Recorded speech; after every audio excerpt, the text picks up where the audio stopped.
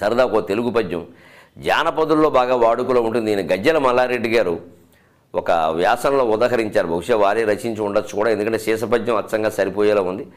ఒక రైతు స్త్రీ పల్లెటూరులో ఉండేటువంటి ప్రజల వేళాకోళారు. కొత్తగా పెళ్ళి అయింది ఒక అమ్మాయికి. ఆ అమ్మాయిని పక్క అమ్మాయి అడుగుతుందట, మీ ఆయన మంచి పోటుగాడు అంటే, మంచి సరదా అయిన వాడ.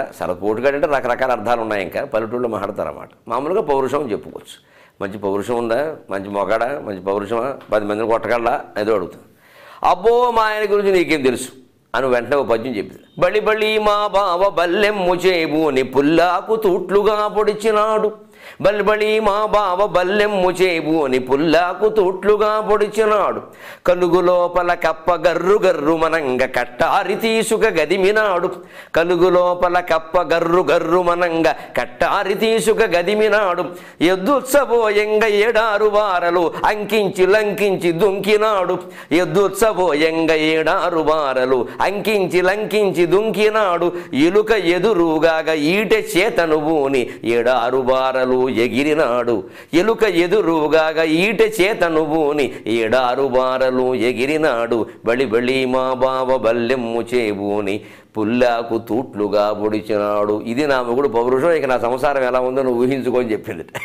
ఇంతకీ ఈయన గారి పౌరుషం ఏమిటంటే బల్లెమ్ము చేబూని, బల్లెం చేత పట్టాట. శత్రువులను ఎదిరిస్తాడేమో, ఓ ఎలుగుబంటో పులో ఏదో ఏమీ లేదుట, విస్తరాకుని చెంచడానికిట. దానికి పుల్లాకంటే పులి విస్తరాకంటారు. ఆ విస్తరాకులను ఒకసారి ఇప్పుడు భోజనం కోసం ఆకులు పట్టుకొస్తారు. దాన్ని మళ్ళీ ఏదో ఉప్మా కోసం ఇడ్లీ కోసం అనుకోండి, అంత ఆకు ఎందుకు దండగా దాన్ని ముక్కలు చేయండి అంటారు. అప్పుడు దానికి ఉండేటువంటి ఈను పొరలు అవి తీసేసి 4 ఆకులు చేసి 4 టిఫిన్లు తినమంటారు. ఒక ఆకును అలా పొదుపుగా వాడతారు. ఈయన అలా కాదని విస్తరాకును దించడానికి బల్లెం వాడేట ఏకంగా. ఈయనంత బల్లెం ఎందుకంటే ఆ విస్తరాకును బొడవడానికి, మళ్ళీ ఎవరిని బొడవలేడు ఈయన. ఇంకా ఆయన లాంగ్ జంప్, హనుమంతుడు సముద్రాన్ని దాటాడు కదా, ఈయన గారు లాంగ్ జంప్ ఏమిటి అంటే ఎద్దు ఉత్సబోయంగ 7 వారలు అంకించి లంకించి దుంకినాడు. దొడ్లో 4 ఎదురో అవిలో ఉంటాయి కదా, అవి పోస్తూనే ఉంటాయి సహజంగా. వాటి ప్రవాహం ఎంత, దాని వెడల్పెంత, ఇక్కడి నుంచి అక్కడికి దూకేటేకంగా మా బావ అంత పొడుగు దొగ్గడు. ఇక దాన్ని బట్టి మా సంసారం ఎలా ఉందో నువ్వు ఊహించుకో అని చెప్పడం అనమాట. 7 వారలు, ఇది పల్లెటూళ్ళలో బాగా వాడుకలో ఉండే మాట. బాగా పొడుగు అని చెప్పడానికి 7 వారలు. రామాయణాన్ని గురించి రాస్తూ కూడా వర్ణిస్తూ కూడా జానపద రామాయణంలో హనుమంతుడు దూకింది 7 వారాలు అంటారు. ఆయన దూకింది నిజానికి 800 మైళ్ళు. కానీ పల్లెటూరు వాళ్ళ దృష్టిలో 7 బారలు, బార అంటే ఇంత, 7 ఆరులు అంటే 7 ఆరులు 42 బార్లు ఊరు లెక్కేసుకుంటే అది బాగా పొడుగు అని చెప్పడానికి అది వాడతారు. ఇక అంతకంటే పొడుగు లేదంటే హిమాలయం ఎంత ఎత్తుంది అంటే 7 బార్లు అని చెప్పేస్తారు వాళ్ళు, అంతే. ఇంకా అదొక అత్యున్నతమైన లెక్క అనమాట. అందుకని ఎద్దు పోస్తే పొరపాటుని అదేదో వెడల్పు ఎంత ఎత్తుంది, పొడుగు వెడల్పు ఉందంటే 7 బార్లు ఉంది ఏకంగా. మా బావ దాన్ని దూకాడు, ఏం చేయమంటావు, దాన్ని దూకడానికి చిన్నపిల్లడు చాలు, వీళ్ళ బావ అక్కల్లా. ఆ పైన కట్టారంటే కత్తి తీసుకుని గదిమాటి, దీన్ని కలుగు లోపల కప్ప గర్రు గర్రు మనంగా.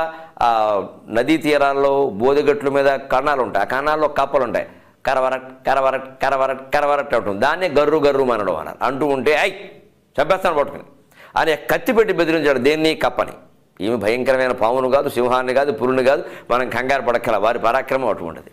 కట్టారు తీసుకు గదిమినాడు. ఇంకా ఆ పైన ఎలుక ఎదురుగా, వంటింట్లో ఊరికే ఎలకలు వస్తూ ఉంటాయి కదా, నేను వంట చేసుకుంటే ఎలకలు వస్తాయి కదా, అప్పుడప్పుడు మా ఆయన్ని పిలుస్తాను, మరి నాకు భయం కదా. ఆ ఈవిడ ధైర్యవంతురాలు వాడికంటే నిజానికి, కానీ అలా చెబుతోంది సరదాకా, నాకు భయం కదా, అందుకని ఏమయ్యా రక్షించవయ్యా ఆర్తత్రాణపరాయణ అనాథ రక్షక అని పిలుస్తాను నేను. మా వాడు వెంటనే ఓ ఈట పట్టుకుని వస్తాడు. ఎలుక ఎదురుగా ఈట చేతను బూని 7 బారలు ఎగిరినాడు.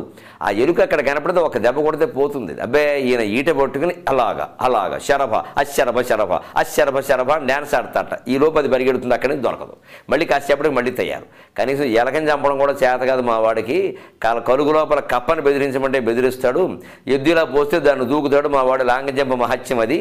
ఇక బల్లెని తీసుకుని పుల్లాకును పడవాలి తప్పితే ఎవరిని ఏమీ చేయరు, ఇటువంటి మొగుడు కట్టుకుని ఏం చేయమంటావు అని పెళ్ళైన ఏడాదికి సరదాకి చిలికెత్తికి చెప్పింది. ఇంత సరదాయైన పద్యాలు మన జానపద సాహిత్యంలో ఉన్నాయండి.